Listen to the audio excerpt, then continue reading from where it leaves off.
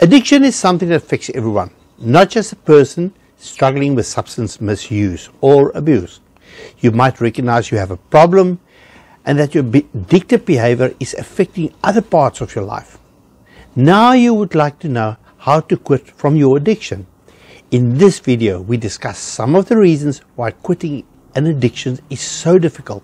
It also covers the challenges you might face and strategies that actually can help you to succeed to overcome your addiction.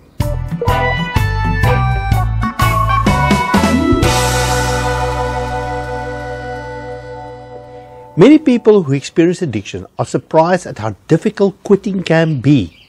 You may have thought you were just having fun and could stop at any time. Chances are you didn't expect to become an addict when you started. Today, I would like to introduce you to a very good friend of mine, Philip Hen, who has suffered from alcohol addiction most of his life. Philip is here to tell you his story.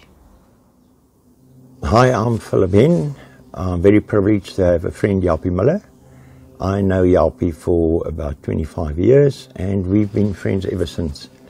Jalpie asked me about 2 weeks ago if I would mind to share a little bit of my life being an addict, what it was like and what it is like at the present moment. At a very early age in my life, it was standard 7. I remember it was standard 7 because I failed standard 7. I was a rebel. I didn't know where I fit into life, insecure. And my parents decided to send me to boarding school, agriculture school. They thought that a change of environment will do me good. Knowing what I know today, you can have 10 environment changes. If you don't change as a person, it's not going to help. In my first year at the new school, I decided this is where I want to be. I'm happy here. I like the friends. I feel secure. And I decided I'm going to make a success of my career. I played for Rinsel Rugby, athletics. I was head boy. And I achieved my goal. However, in my final year achieving these goals, I lost it as well. I gave it up. I left school.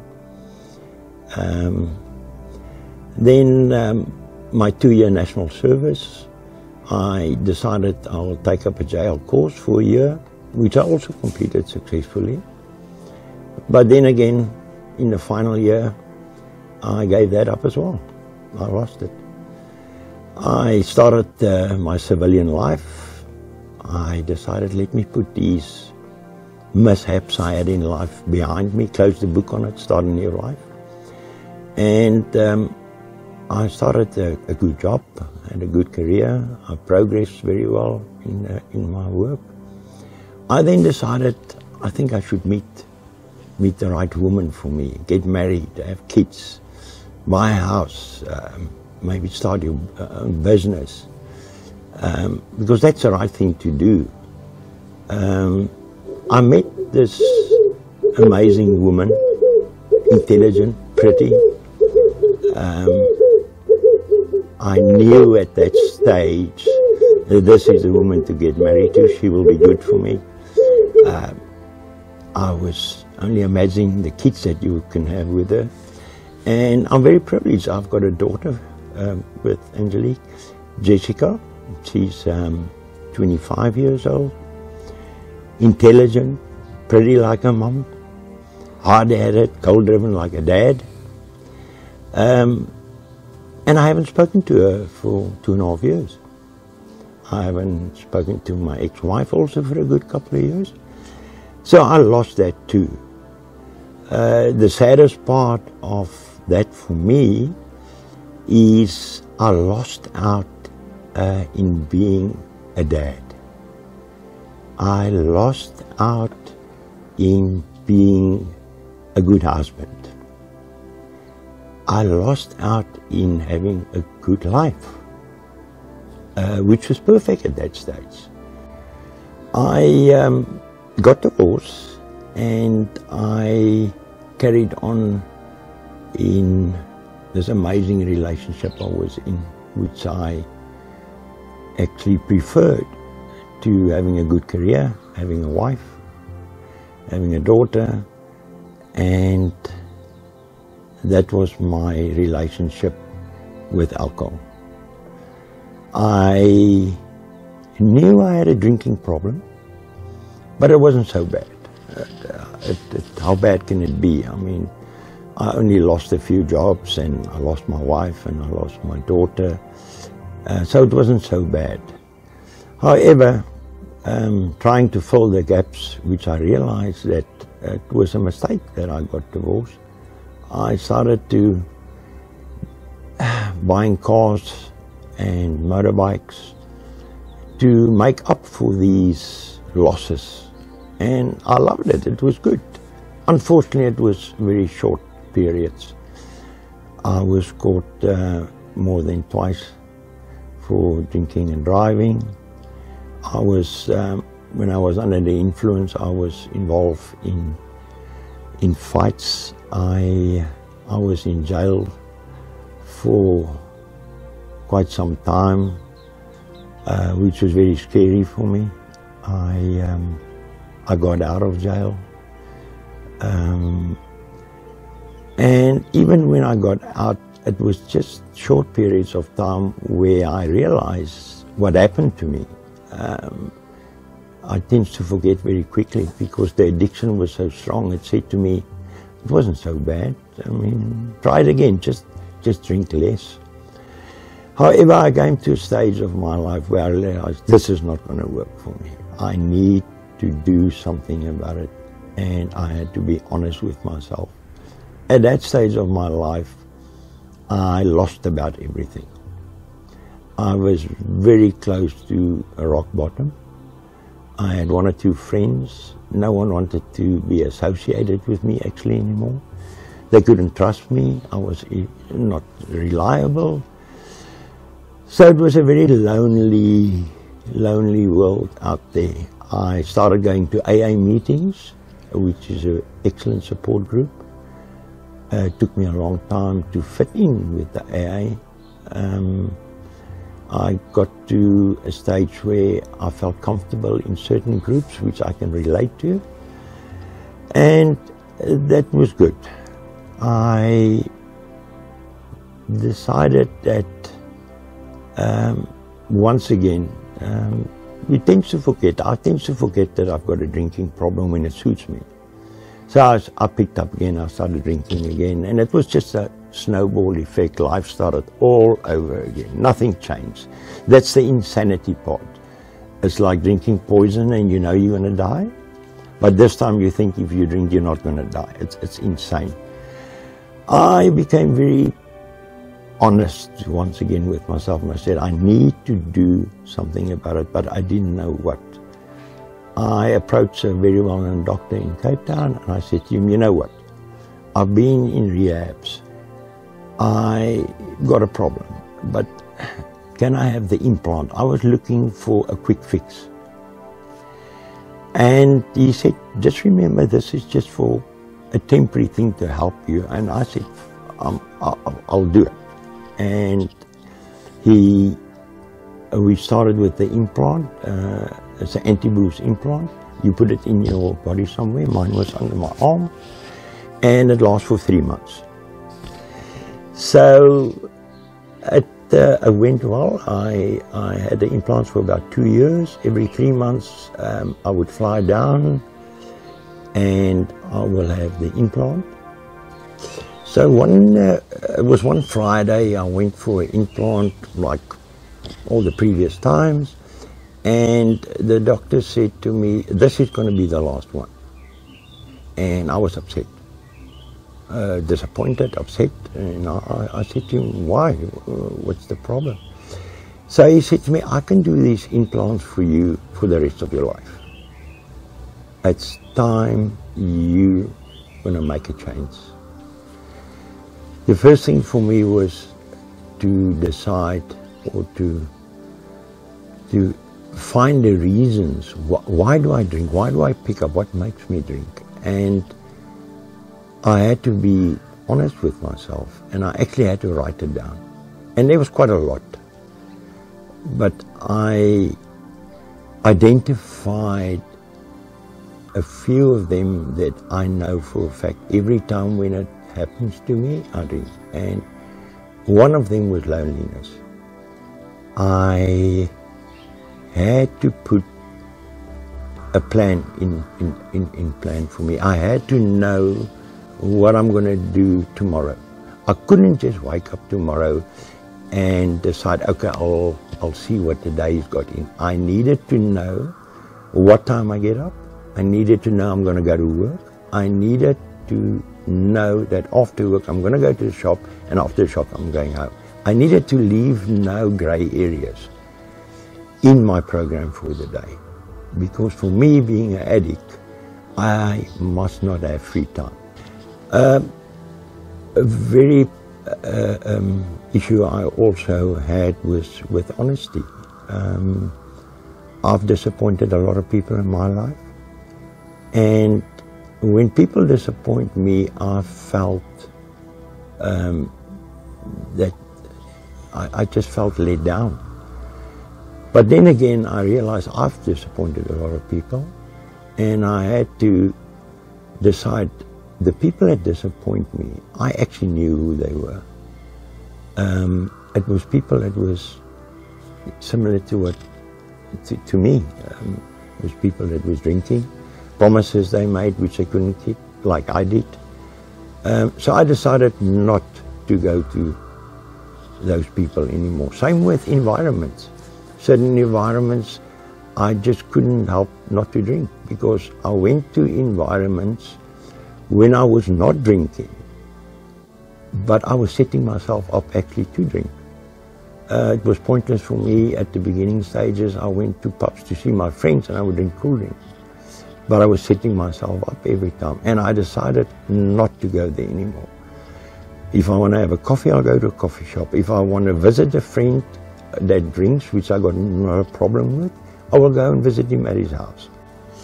Another big trigger for me was success and failure. Success for me was, you need to find a couple of friends, get them around, go and visit them, have a braai, have a couple of beers. That's what you do. Disappointments, I couldn't deal with the emotion side of it. So if I would drink, then my emotions was numb, and it was easier to deal with it. What I lately do is, we all face problems and challenges every day, is to take the challenge on face on, head on.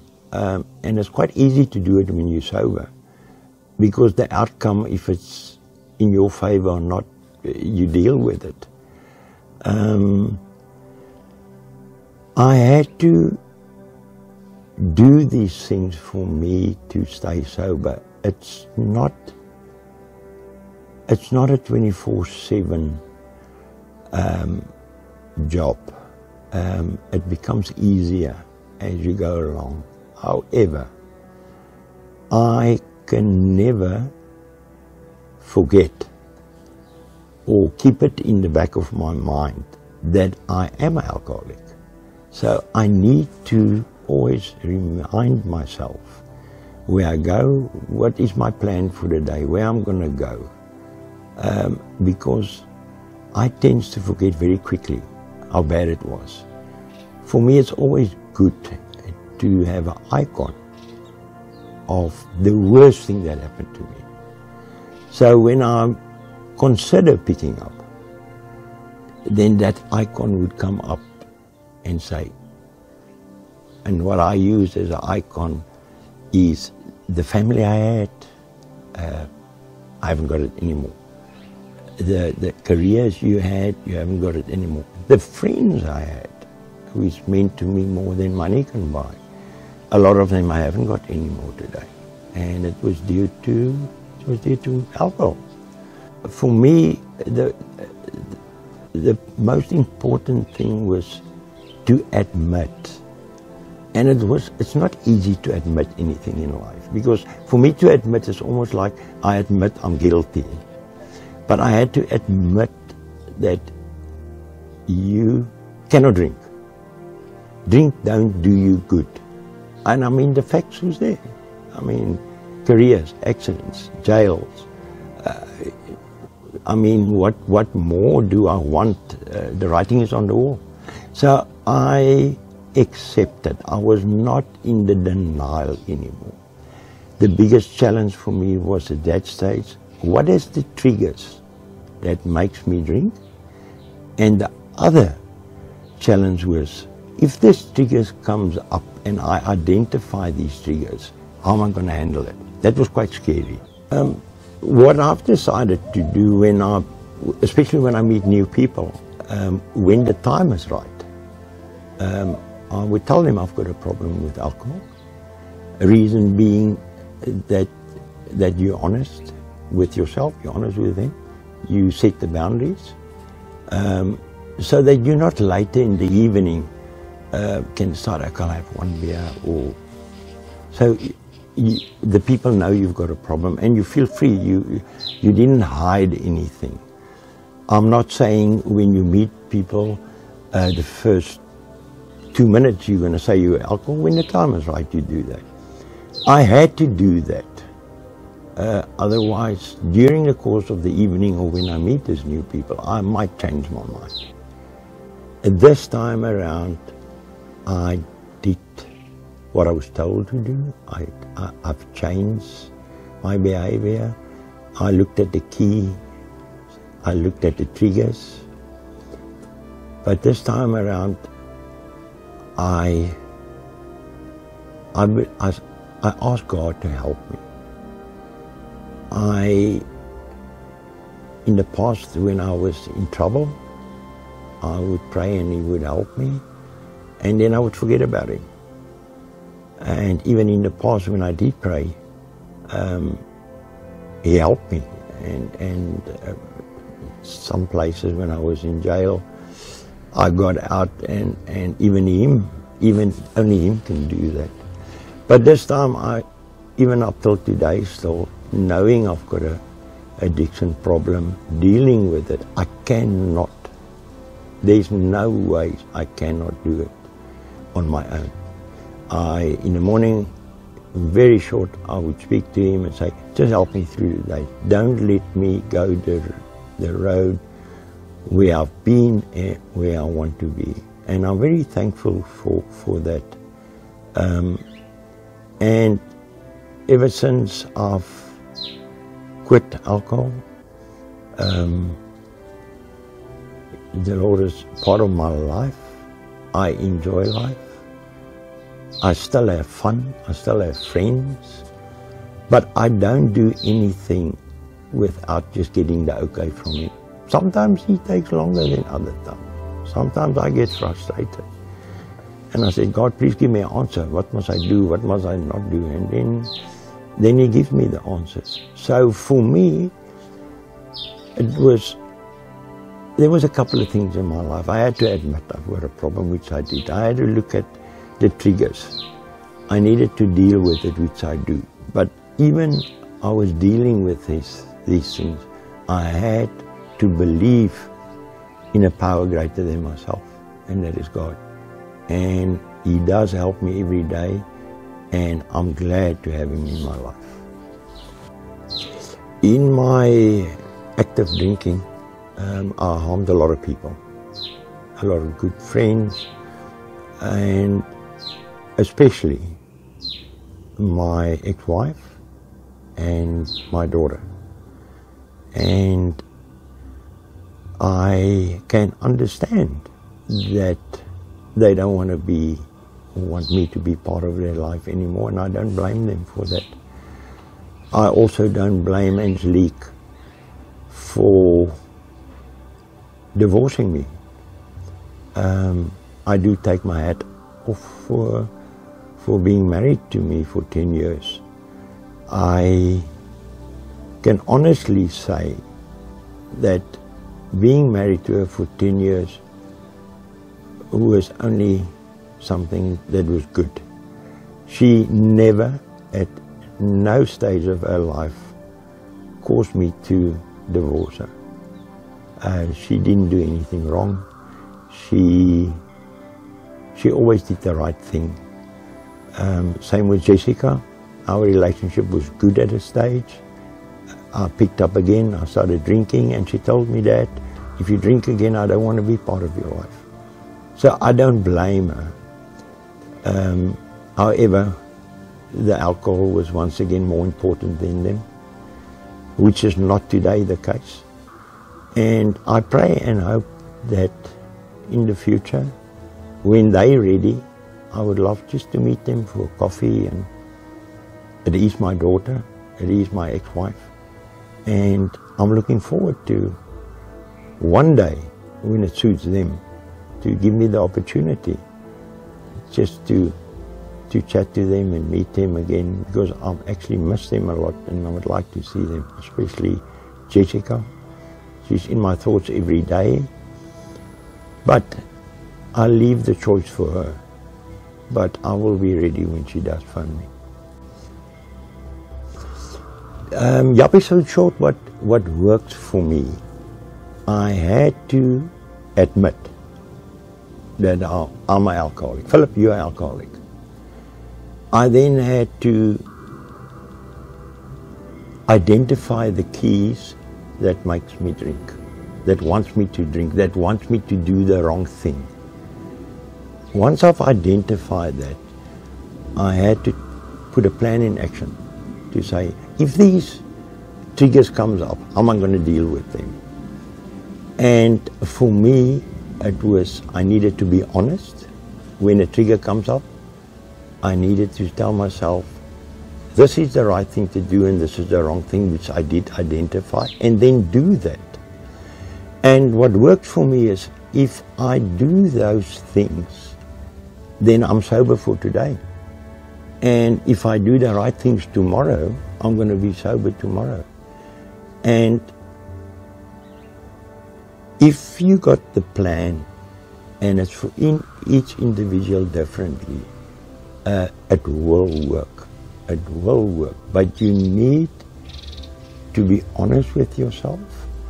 And for me, I had to believe, and I still believe in God, because if I am honest with myself, I do what I need to do, and I've got Him on the left-hand side of me, then I'll be okay.